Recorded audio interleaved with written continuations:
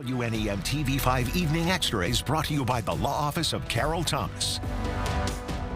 Thanks for tuning in to WNEM TV5 Evening Extra. Soon, a widely popular beer that's been around for nearly 2 centuries will be available at stores across mid-Michigan. Yuengling Traditional Lager has been at numerous bars in the area since mid-November. Now it's expanding. TV5's James Felton went to find out when this iconic beer will be hitting store shelves. We're really happy to announce starting next week, it will be here in our market in mid-Michigan. Mike Meda is the sales manager at John P. O'Sullivan Distributing. That company has been chosen by the Yuengling Brewery to represent its brand as it expands here in mid-Michigan. It's a Pennsylvania brand.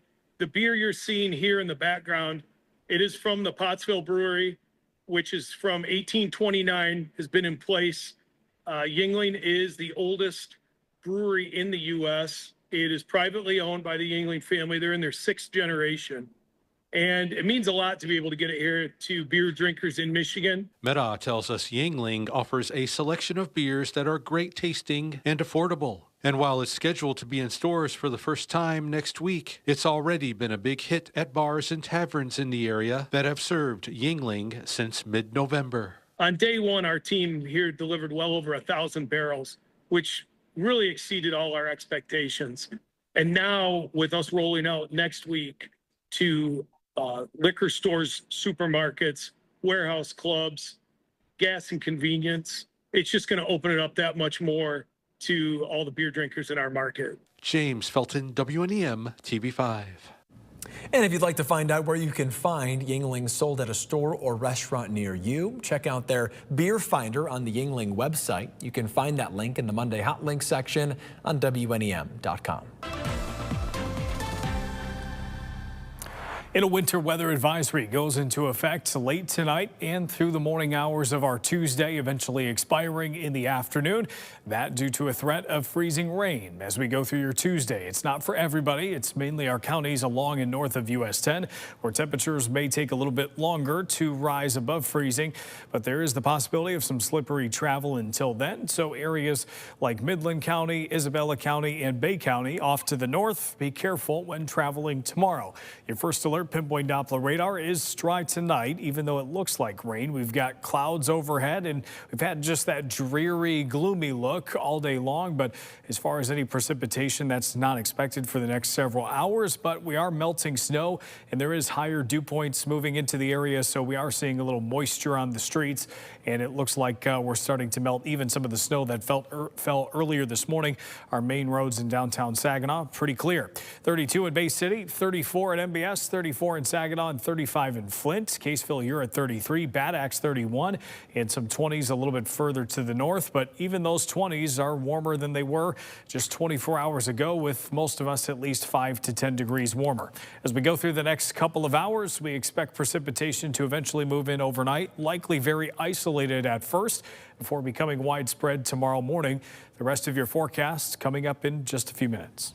Thank you, Chris. A major water line suffering a main break in Flint. The city says it happened near Dort Highway and Lapeer Road, that the break has been contained. Repairs should have been done by this afternoon. But if you live within a mile of the break, you may experience low pressure. If you see discolored water, run it for a few minutes to clear the line. Back to school after winter break brings a new rule for students at Flint's Southwestern Classical Academy, along with a ban on cell phones and backpacks. Starting today, students can no longer bring metal drinking cups inside the building. That means no Yetis, Stanley Cups, Owala water bottles, or Hydro flasks. In a letter sent to parents and posted to the school website, the principal says the new rule will help keep the school safe and students focused on learning. The Saginaw community is remembering the life of its Board of Education Secretary, Kevin Rooker. A candlelight vigil is planned in his honor for Thursday at Weedock Park. The 67-year-old died on New Year's Day. He was a retired teacher from Carleton Public Schools and joined the Saginaw Board of Education in 2023. According to his obituary, Rooker also served on the Saginaw ISD Board, the Saginaw Depot Preservation Board, the Historic District Commission, and was a familiar face in the community. He is survived by his husband, Saginaw City Councilman Bill Ostash. Thursday's candlelight vigil will start at 6. A Macomb County man is behind bars and denied bond, accused of stabbing his ex-girlfriend's new boyfriend to death. 29-year-old Matthew Molinaro is charged with first-degree murder for the death of 26-year-old Peyton Bilbia. Investigators say Bilbia's girlfriend called Milford police asking for a welfare check when she couldn't get a hold of him on New Year's Eve. Officers found him stabbed to death inside his Milford apartment. Bilbia is originally from Grand Blanc. Prosecutors say the girlfriend got a personal protection order against Molinaro earlier in December. First-degree murder carries a sentence of up to life without parole. Former Venezuela President Nicolas Maduro was arraigned in New York City today after his dramatic capture and extradition over the weekend. TV5's senior national correspondent Peter Zampa was inside the federal courthouse. History unfolding here at the Moynihan Courthouse in New York City. A foreign leader arraigned on multiple charges brought by the U.S. Justice Department. Former Venezuelan President Nicolas Maduro and his wife Celia Flores pleading not guilty to these charges after being taken from their home early Saturday morning by U.S. forces. Protesters and supporters gathering outside the federal courthouse where the former first couple of Venezuela made their first appearance after being extradited Saturday. Inside, Maduro and his wife wearing matching black prison jumpsuits, vehemently denying wrongdoing. The charges Maduro faces: 4 counts: narco-terrorism conspiracy, cocaine importation conspiracy, possession of machine guns and destructive devices, and conspiracy to possess machine guns and destructive devices. The 92-year-old judge Alvin Hellerstein keeping proceedings moving as the two were read their charges through a translator. Maduro and Flores are not requesting bail at this time, leaving the option open for a later date, meaning they will both remain detained in Brooklyn for now. Both also requesting medical attention, the attorney for Flores saying she sustained fractured ribs during her capture. Now, as for what's next in this case, it's expected to be a lengthy pretrial process. The case might not begin for over a year. Now, March 17th is the next date to look out for. That's when we expect Maduro and Flores back in court to go through some of these pretrial motions. And the defense says this could take a long time. There is a lot of complex law to sift through, given the nature of their capture. Reporting in New York, I'm Peter Zampa. Nominating petitions for Flint Mayor and City Council are now open. Starting today, you can pick up petitions at the Flint City Clerk's office on the 2nd floor of City Hall on South Saginaw Street. The office is open Monday through Friday, 9 to 5. The deadline to file nominating petitions is Tuesday, April 21st. City Council candidates need 75 voter signatures from their ward, while mayoral candidates need 600 citywide. The primary election is August 4th, with the general election on November 3rd. Right now, commissioners in Bay City are meeting to discuss what it would look like if a data center wanted to move into the city. As we first reported last week, Mayor Christopher Gerard plans to introduce a resolution that would allow the city manager and planning commission to create clear planning and zoning standards specifically for data centers. Issues that could be addressed in this policy would be the size of a development, power and water usage, noise, and location. Gerard tells TV5 there is currently no application or proposal for a data center in Bay City. The Flint Township Board of Trustees considering whether to allow the police department to purchase handheld radars for patrols. Flint Township Police Chief Brad Wangler is asking for nearly $19,000 in grant funding for 7 LiDAR units or radar detectors. In a letter to the board, Wangler says the radars will replace outdated equipment while enhancing traffic enforcement capabilities and improving overall roadway safety at no cost to the township. The mix of snow, ice, and changing temperatures are a perfect recipe for potholes, and more are popping up around mid-Michigan. How one local road commission is planning to fill and prevent potholes and hopes to prevent vehicle damage. Plus a hands-on learning experience exploring nature. The STEM event challenging your family on winter survival.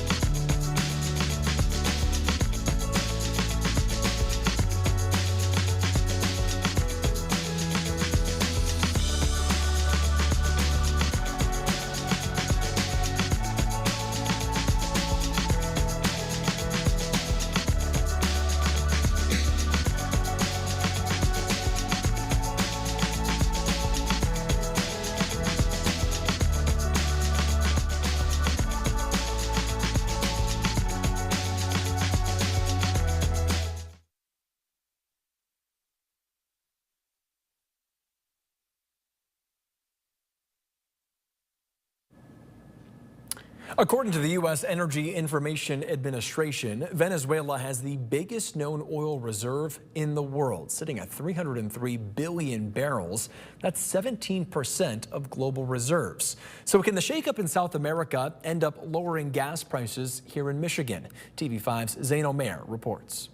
According to AAA, drivers here in Genesee County are paying an average of $2.65 a gallon for regular unleaded fuel. That's down 15 cents from last week and about 45 cents less than last year. But there's speculation on whether the situation in Venezuela could impact oil prices here in the U.S. I do think that over the next 3 to 6 months, we're still going to see these lower oil prices, definitely below 65 and maybe even closer to getting to $2 gas. Ray Trevino III, an oil and gas expert who is the director of operations at Pecos Country Operating, sharing his insight on how the capture of former Venezuelan President Nicolas Maduro by the U.S. could impact prices at the pump here at home. We've already had a good day of response in the markets. I believe Chevron was already up 10%. As far as the price of oil, we're still below $60. Venezuela holds some of the world's largest oil reserves, but Trevino tells me political turmoil has long limited its production. With Maduro's capture, markets are watching closely. That was oil that was not being counted for the global supply.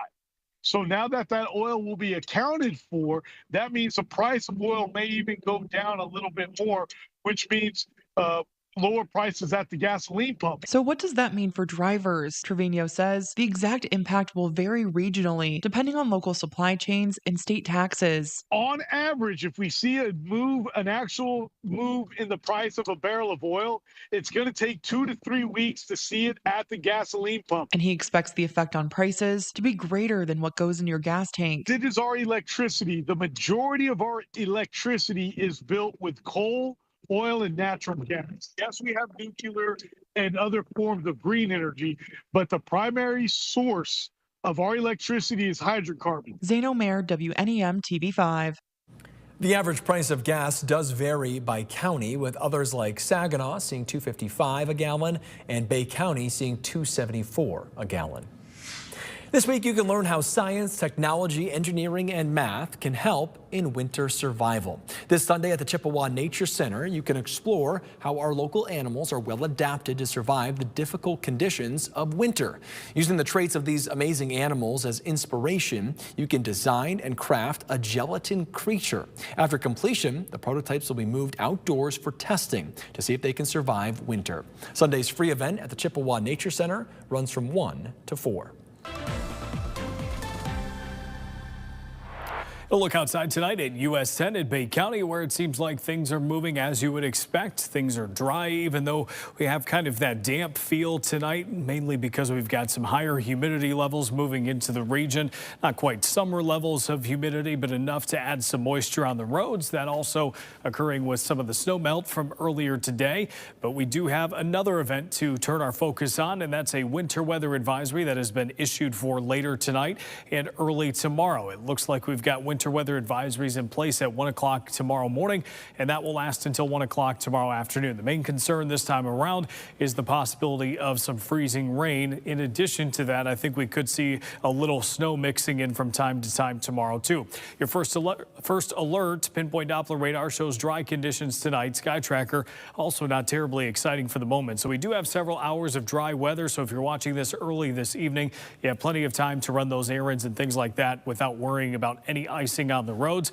Later tonight, we do drop down below freezing in most areas. Think the first of the precipitation starts as we head into the early morning hours of Tuesday. Not expecting it to be widespread at first. It looks like it's pretty isolated, likely continuing that trend through the mid-morning hours before things start becoming more widespread once we get closer to about 8, 9 o'clock. I think we'll have a chance to see most of the freezing rain move into our northern counties. That's where it seems like the window is a little bit longer. I do think we we could see a bit elsewhere outside of the advisory zone. We just expect it to be much more limited, so it's not supposed to accumulate as much as the other areas to the north. By the time we get to 10 o'clock, most areas have come up above freezing, but we're still borderline around the advisory counties and to the north. And there could be some back and forth with this system as it comes through tomorrow. It's a very messy system, and because temperatures are so borderline, it won't take much to shift things on either side of freezing. So don't be surprised if temperatures fluctuate quite a bit, especially in the northern half tomorrow. And we can see some snow possibly mix in from time to time too, especially as that system tries to pull away from us. It doesn't look like a lot of snow. It does appear, though, that it will be with us through the early parts of the evening before coming to an end later. We do have the possibility also of fog from time to time as we head through the day Tuesday. It may not be consistent, but I think the chance will be there for fog pretty much through the day. And I think this is a problem that could linger for a couple of days, not just through Tuesday. Your forecast for the next 7 shows 40s for Thursday and Friday with some regular rain. Temperatures do cool down this weekend. We'll have some rain to start Saturday, turning to snow with some scattered snow showers on Sunday.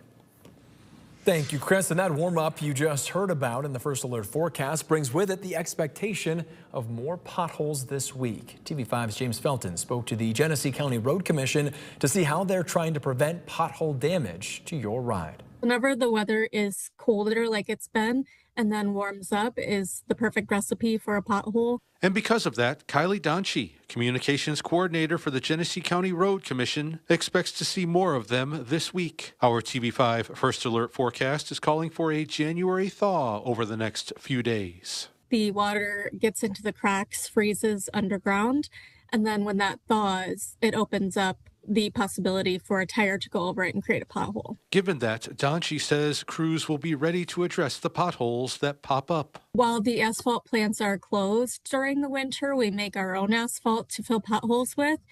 We recycle millings and things that we have accumulated in order to make that new pothole patch. And we just started using this material in the past couple of years. It's called Aquafalt.